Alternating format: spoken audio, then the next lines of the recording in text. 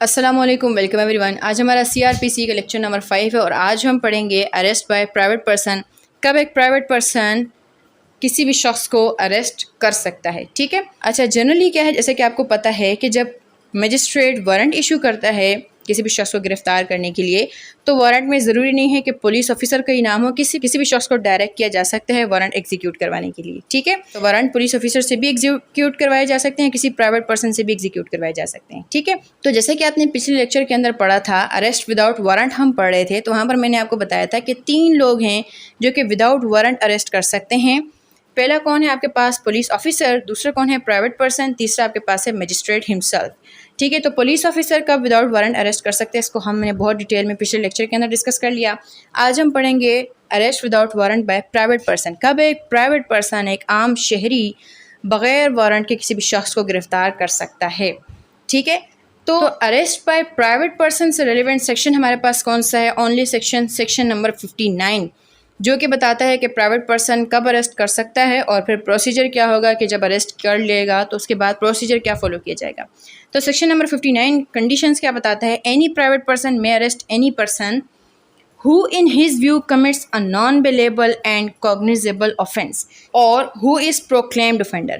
2 conditions ऐसी हैं कि जिनमें एक प्राइवेट पर्सन भी किसी भी दूसरे शख्स को अरेस्ट कर सकता है। पहली कंडीशन तो क्या है कि जब उसे लगता है, इन हिज व्यू की बात हो रही है अब यहाँ पर, ठीक है, और किसी प्राइवेट पर्सन का व्यू सही भी हो सकता है और गलत भी हो सकता है।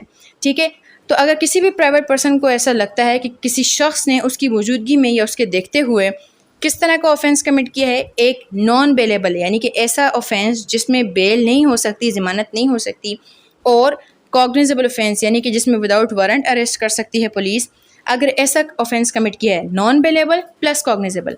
अच्छा, जो आपने पिछले सेक्शन नंबर 54 वगैरह वाले जो अरेस्ट पड़े थे, यानी कि जब पुलिस अरेस्ट करती विदाउट वारंट, तो वहाँ पर ये नहीं होता कि बेलेबल है या नॉन बेलेबल है, तो वहाँ पर बेलेबल हो या नॉन बेलेबल हो, वो वाले सर्कमस्टांसेस अगर होंगे तो पुलिस अरेस्ट कर सकती है। लेकिन तो अगर प्राइवेट पर्सन अरेस्ट करता है तो फिर क्या चीज़ ज़रूरी है कि इन हिज व्यू, उसके मुताबिक उसे लगता है कि ऑफेंस किस तरह का कमिट हुआ है, किस तरह का ऑफेंस हुआ है, non bailable plus cognizable.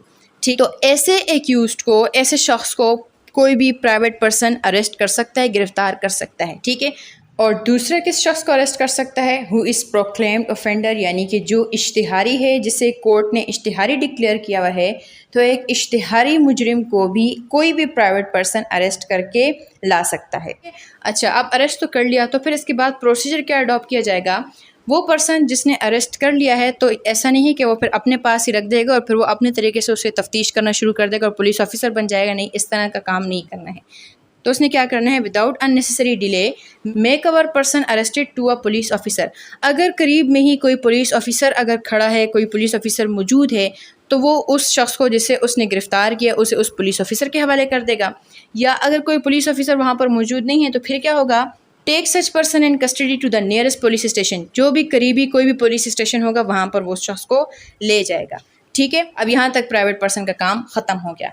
Private person ने अरेस्ट किया, फिर उसके बाद उसने किसी भी, अगर करीब कोई पुलिस ऑफिसर मौजूद है तो उसके हवाले कर दिया, अगर वो मौजूद नहीं है तो फिर करीबी पुलिस स्टेशन ले गए, वहाँ पर उनके हवाले कर दिया। ठीक है, अब वो शख्स पुलिस के पास आ गया। अब पुलिस देखेगी कि अगर उसने कोई कॉग्निजेबल ऑफेंस कमिट किया है या नॉन कॉग्निजेबल ऑफेंस कमिट किया है या कोई भी ऑफेंस कमिट नहीं किया, तो अब पुलिस ऑफिसर क्या करेगा? अगर तो पुलिस को लगता है कि इसने कोई कॉग्निजेबल ऑफेंस कमिट किया। अच्छा, शुरू में मैंने आपको क्या बात बताई?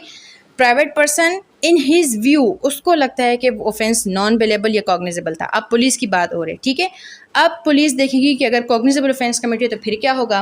तो अगर पुलिस को लगता है कि ऐसा ऑफेंस कमिट किया है जो अंडर सेक्शन 54 पुलिस इम्पावर है कि वो विदाउट वारंट अरेस्ट कर सकती है, तो फिर पुलिस उसको दोबारा, तो फिर पुलिस क्या करेगी? उसे री अरेस्ट करेगी, उसे अपनी तहवील में ले लेगी। ठीक है, और अगर पुलिस को लगता है कि उस शख्स ने कॉग्निजेबल ऑफेंस कमिट नहीं किया बल्कि कोई नॉन कॉग्निजेबल ऑफेंस कमिट किया है, तो पुलिस उससे उसका नाम और उसकी रिहाइश पूछेगी, और अगर वो अपनी नाम और रिहाइश बता देता है तो उसे बॉन्ड एग्जीक्यूट किया जाएगा और उसे छोड़ दिया जाएगा।